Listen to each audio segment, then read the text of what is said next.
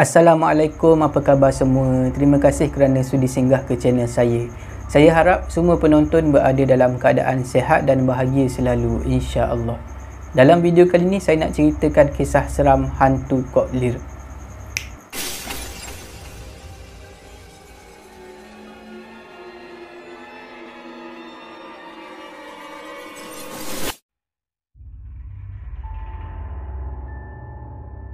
Kisah seram ni adalah kiriman email daripada seorang penonton. Penonton tu nama samaran dia adalah Apai. Bagi penonton yang dah biasa tengok video di channel ni, pasti pernah dengar cerita daripada Apai. Biasanya Apai ni dia akan cerita pengalaman dia sendiri dan juga atuk dia semasa dia orang pergi memburu. Tapi kali ni kisah Apai agak berbeza daripada sebelumnya. Kisah ni dialami oleh moyang kepada Apai. Maksud dia adalah datuk kepada ayah Apai lah. Dalam masyarakat Iban, ada sejenis hantu ni yang dipanggil hantu Kok Lir. Hantu Kok Lir ni asalnya daripada perempuan yang mati beranak. Tak kira lah sama ada bayi yang dilahirkan tu hidup ataupun bayi tu mati.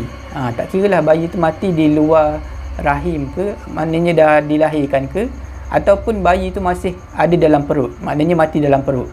Tapi Apai cakap hantu Kok Lir ni bukanlah macam Pontianak yang kita biasa tengok dekat dalam TV tu. Baju putih semua, tak ada. Kok Lir ni, pakaian dia adalah pakaian terakhir yang dipakai oleh si ibu tu. Hantu Kok Lir tu akan berpakaian macam tu lah bila dia menjelma. Pakaian terakhir si ibu yang mati beranak tu. Kisah ni berlaku sekitar tahun 1940-an. Pada masa tu moyang Apai baru berusia belasan tahun. Untuk pengetahuan penonton, moyang Apai dah meninggal dunia pada tahun 2008 disebabkan sakit tua. Pada masa tu, moyang Apai berusia 80 tahun. Kisah ni diceritakan oleh moyang Apai kepada Apai pada tahun 2002. Pada masa tu, Apai baru berusia 15 tahun. Pada masa tu, Apai dia ada dekat kampung lah, di rumah moyang dia ni, di rumah panjang. Jadi pada masa tu, Apai ni dia rasa bosan. Jadi dia pergilah lepak dekat moyang dia. Pada masa tu moyang Apai ni dia sedang buat sarung parang pada masa tu. Jadi Apai pun pergilah dekat moyang dia. Pada masa tu tiba-tiba Apai ni dia nak bersembang lah dengan moyang dia ni. Dia tanyalah, Apai dia rasa nak tahu pasal pengalaman moyang dia. Pernah tak ada terjadi perkara-perkara seram semasa moyang dia muda dulu, cerita hantu ke apa ke. Dia tanyalah moyang dia, ada tak cerita hantu. Mula-mula moyang Apai ni macam dia pandang pelik lah dekat Apai. Dia pandang aja. Jadi Apai ni rasa macam apa tu moyang dia ni marah kot. Dan dia pun nak beredar lah daripada situ. Tiba-tiba moyang Apai ni tanya Apai, kenapa tiba-tiba nak tahu pasal cerita hantu? Nak buat apa dengan cerita tu? Lepas tu Apai bagi tahulah moyang dia, tak ada apalah, saja je nak dengar. Bosan lah, tak tahu nak buat apa. Moyang Apai pun pesan dekat Apai, kalau nak dengar boleh, tapi pastikan ambil pengajaran daripada kisah ni. Lepas tu moyang Apai pun mulakan cerita. Untuk nak memudahkan penceritaan, saya akan gunakan nama samaran Ayur untuk mewakili moyang Apai. Kisah ni berlaku sekitar tahun 1940-an. Pada masa tu Ayur baru berusia 14 tahun. Ayur dan juga keluarga dia tinggal di sebuah rumah panjang. Rumah panjang tu ada 38 pintu.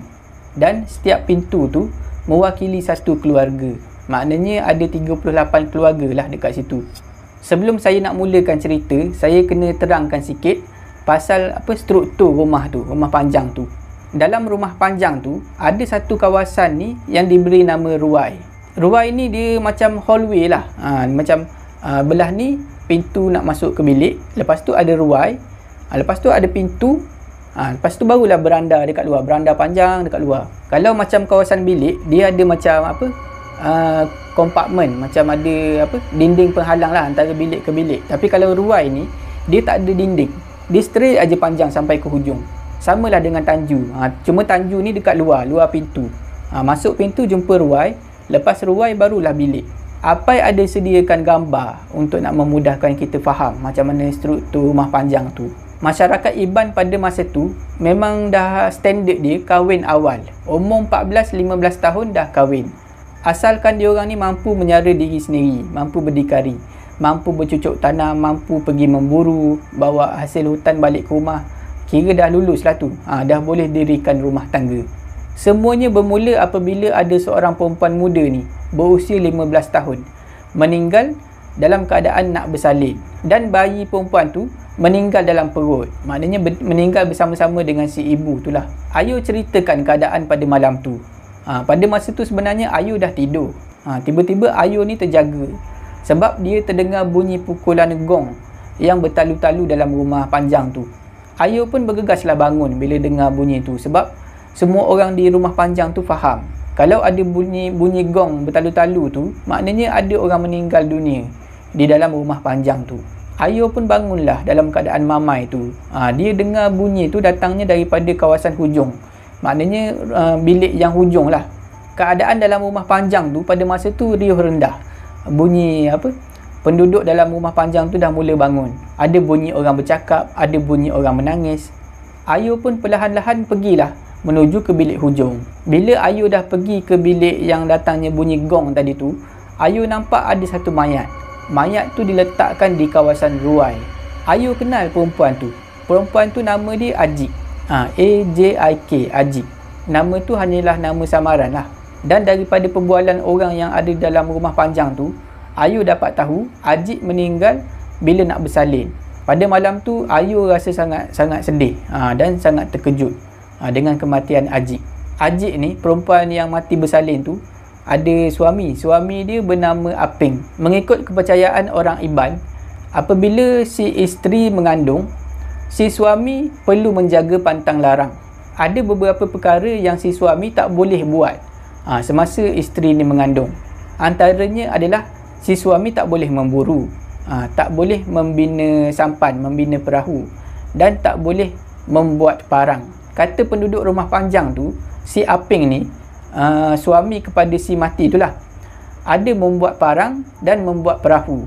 Maknanya Aping ni dah langgar dua pantang larang. Dan diorang percaya si Ajik ni, si isterinya tu, meninggal disebabkan Aping ni langgar pantang larang tu. Sebenarnya pada malam tu, semua penghuni di rumah panjang tu berada dalam keadaan risau dan takut. Takut kalau mayat Ajik ni bertukar menjadi hantu Kok Lir. Sebab perkara menakutkan tu memang dah pernah berlaku sebelum ni.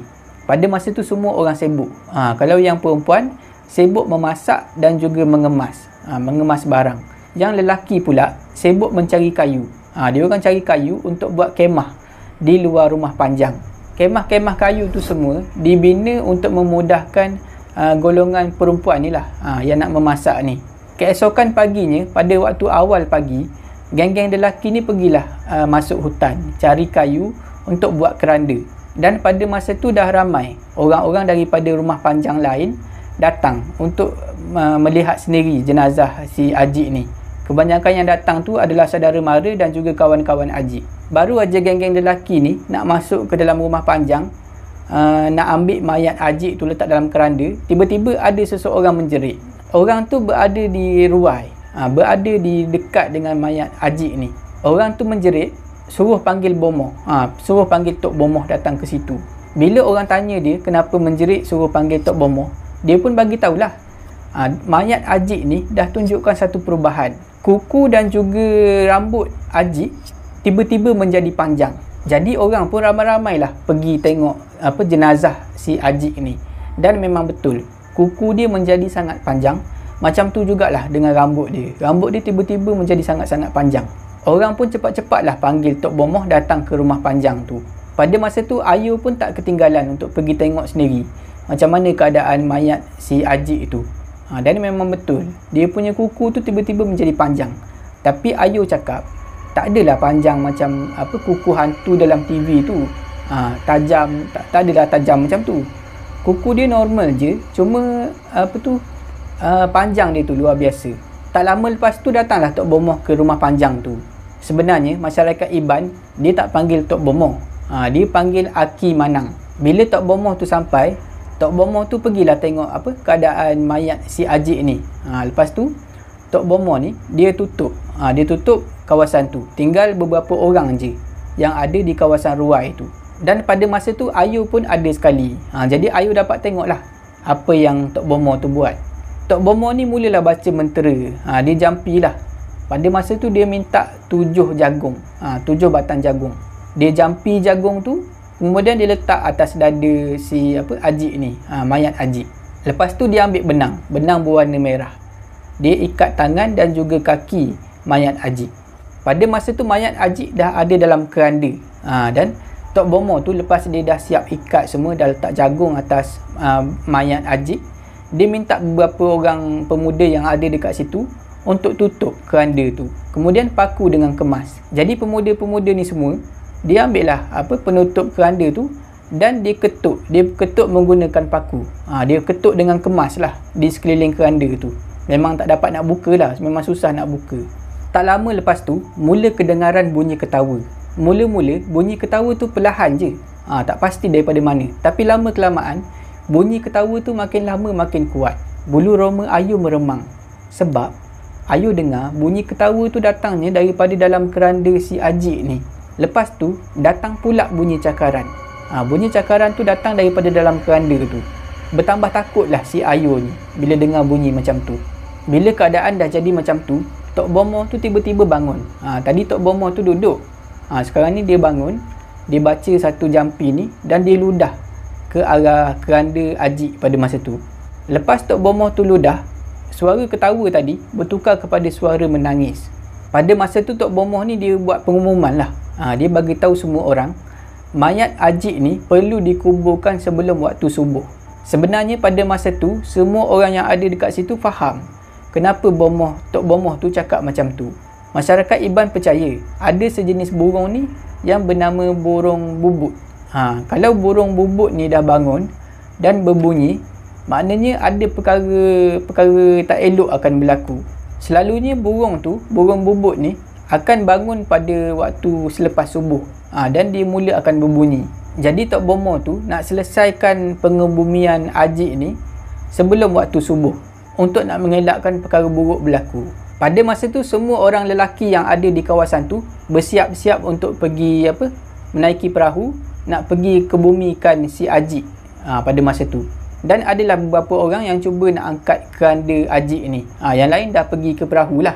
Tapi pada masa tu beberapa orang yang nak angkat keranda si Ajik ni tak mampu nak angkat keranda tu. Katanya keranda tu berat macam batu yang besar. Sekali lagi Tok Bomoh terpaksa campur tangan. Tok Bomoh tiba-tiba ambil parang yang terselit dekat pinggang dia ni, kemudian hunus parang tu dekat keranda tu. Pada masa tu Tok Bomoh ni, dia seolah-olah menghalau sesuatu. Dia sangat marah dan menghalau benda-benda tu. Benda-benda yang tak kelihatan di mata kasar orang lain. Selepas semua tu dah selesai, sebenarnya ada orang tanya apa yang Tok Bomoh tu halau. Dan Tok Bomoh tu cerita, sebenarnya atas keranda Ajik pada masa tu ada 11 ekor hantu. Kemudian orang tanyalah macam mana rupa hantu tu. Tok Bomoh tu ceritalah, rupa hantu tu bermacam-macam. Ada yang tak ada dagu, ada yang tak ada mata, ada yang lidahnya panjang sampai melilit leher sendiri. Dan ada juga yang langsung tak ada isi, tak ada kulit, tinggal rangka saja. Macam itulah apa yang Tok Bomoh tu nampak. Lepas Tok Bomoh tu dah halau hantu-hantu tu pergi daripada atas keranda si Ajik ni, barulah semua orang boleh angkat keranda si Ajik tu dan bawa pergi ke perahu. Semua orang-orang lelaki ni pun pergilah bergerak menuju ke perahu, termasuklah Ayu. Pada masa tu tak ada lampu. Dia orang semua ni bawa obor pergi ke perahu tu, naik perahu sekali dengan obor. Pada masa tu semua sekali ada 5 perahu. Dan di setiap perahu tu ada 5 ataupun 6 orang. Perahu yang membawa keranda dan juga mayat Ajik adalah perahu yang bernombor 3. Turutan yang nombor 3. Dan Ayu pula, Ayu dengan ayah dia duduk di perahu yang terakhir, perahu nombor 5. Tok Bomoh naik perahu sekali dengan keranda. Di perahu nombor 3 lah maknanya. Pada awalnya, kelima-lima buah perahu ni bergerak dalam keadaan yang tenang melalui sungai tu menuju ke arah tanah perkuburan. Tapi tiba-tiba keadaan menjadi kelam kabut apabila daripada dalam keranda tu kedengaran bunyi mengilai yang sangat kuat. Bila dah dengar bunyi mengilai kuat macam tu, Tok Bomoh ni cepat-cepat berdiri. Berdiri di atas perahu tu dan menjerit, suruh semua orang kayuh dengan lebih laju. Kemudian Tok Bomoh menambah lagi, kalau kita lambat, dah masuk waktu subuh, nanti burung bubut tu bangun. Burung bubut ni kalau dia berbunyi, Ajik ni akan bertukar menjadi hantu koklir dan akan menghantui kita semua selama-lamanya. Bila semua orang yang mengayuh perahu tu dengar Tok Bomoh tu cakap macam tu, diorang ni rasa takut lah. Dan diorang ni mengayuh sekuat tenaga. Kelima-lima perahu tu pun bergerak dengan sangat laju. Dan tak lama lepas tu, sampailah ke tanah perkuburan. Bila dah sampai dekat kawasan perkuburan tu, keranda yang berisi mayat Ajik tu belum diturunkan lagi. Pada masa tu, dalam salah satu perahu yang 5 ni, ada disediakan seekor khinzir, seekor babi. Sebab Tok Bomoh tu minta untuk sediakan seekor babi. Kemudian babi tu disembelih oleh Tok Bomoh. Lepas Tok Bomoh tu dah sembelih babi tu, barulah keranda yang berisi mayat Ajik ni dibawa turun ke tanah perkuburan. Lepas tu barulah Tok Bomoh ni arahkan semua orang untuk gali kubur. Masa orang tengah gali kubur tu, tiba-tiba hujan turun dengan sangat lebat. Keranda yang berisi mayat Ajik tu dalam posisi macam ni, tiba-tiba bangun dengan sendirinya, tegak macam ni. Dan terdengar suara mengilai yang sangat kuat daripada dalam keranda Ajik. Bila keadaan dah jadi macam tu, ada beberapa orang ni yang cabut lari, tinggalkan kawasan kubur tu. Dan ada juga yang pengsan. Termasuklah dengan Ayu ni. Ayu pada masa tu memang nak pengsan dah. Tapi pada masa tu, ayah Ayu ni, dia tampar muka Ayu. Jadi Ayu tersedar balik, tak jadi pengsan. Pada masa tu, terdengar satu bunyi dentuman yang sangat kuat daripada dalam keranda Ajik. Paku-paku yang dah dipaku kemas pada penutup keranda tu mula terbuka. Dan akhirnya keranda tu terbuka. Pada masa tu, Tok Bomoh mula menjerit. Menjerit ke arah mayat Ajik. Tok Bomoh tu cakap, "Ajik, tak ada siapa yang bunuh kamu dan juga anak kamu. Memang dah takdir kamu akan mati." Pada masa tu, Ayu menangis. Menangis sebab dia sedih. Dia tak sanggup nak tengok mayat Ajik pada masa tu. Mayat Ajik dah jadi macam benda lain. Kuku Ajik dah jadi panjang. Rambut dia pun dah jadi panjang. Kemudian mulut dia tenganga. Mengeluarkan lidah sampailah ke paras dada. Terjelir sampai ke dada lidah dia. Dan gigi mayat Ajik tu menjadi pelik. Ayu kata gigi Ajik ni dia tak adalah gigi taring macam hantu yang kita biasa tengok dalam TV tu. Gigi dia normal aja. Cuma yang peliknya, seolah-olah gigi geraham yang selama ni berada di belakang sekarang ni tumbuh dekat depan. Dan gigi kita yang dekat depan ni, gigi kacip ni, berada di bahagian belakang. Itulah apa yang Ayu nampak pada masa tu. Ayu cakap pada masa tu mayat Ajik ni langsung tak bergerak. Mayat tu tak bergerak langsung, tak bercakap apa-apa dan tak bergerak. Lepas Tok Bomoh tu dah menjerit, dah bercakap dengan mayat si Ajik ni, Tok Bomoh tu pun pergilah ke arah mayat Ajik. Dia baringkan balik keranda tu dan ditutup balik penutup keranda tu. Dan pada masa tu Tok Bomoh tu mintalah bantuan daripada orang-orang yang masih lagi tersisa ni untuk bantu dia ikat keranda tu menggunakan akar-akar kayu yang ada di kawasan sekeliling. Kemudian Tok Bomoh ni arahkan semua orang untuk letakkan keranda yang ada mayat Ajik tu dalam keadaan terbalik. Maknanya posisi mayat Ajik dekat dalam tu berada dalam keadaan meniarap, bukannya dalam keadaan terlentang macam biasa. Tok Bomoh tu arahkan buat macam tu untuk nak mengelakkan mayat Ajik yang dah bertukar menjadi hantu Kok Lir ni daripada menggali keluar daripada kubur. Dan memang selalunya kalau ada perempuan yang mati beranak dan menunjukkan ciri-ciri untuk bertukar menjadi hantu Kok Lir, memang biasanya dikebumikan dengan cara macam tu. Dikebumikan dalam keadaan meniarap. Dipendekkan cerita, jenazah Ajik pun selamatlah dikuburkan dekat situ. Lepas tu diorang pun beransur-ansurlah balik menaiki perahu. Pada masa itulah semua orang yang dalam perahu tu semuanya dapat dengar suara tangisan daripada dalam kubur Ajik. Bila mendengar tangisan tu, semua orang menangis. Menangis sebab sedih, mengenangkan nasib yang menimpa Ajik. Sebelum diorang semua sampai ke pengkalan rumah panjang tu, diorang ni ada singgah ke satu tempat. Dan adalah beberapa perkara yang diorang buat sebelum balik ke rumah. Antaranya, diorang semua ni yang ikut proses pengebumian tadi tu akan mandi lumpur. Lepas dah mandi lumpur, diorang semua cabut pakaian. Cabut pakaian, kumpul semua. Kemudian diorang akan bakar pakaian tu. Pakaian yang diorang guna semasa proses pengebumian Ajik tadi. Lepas tu barulah diorang mandi dengan air biasa.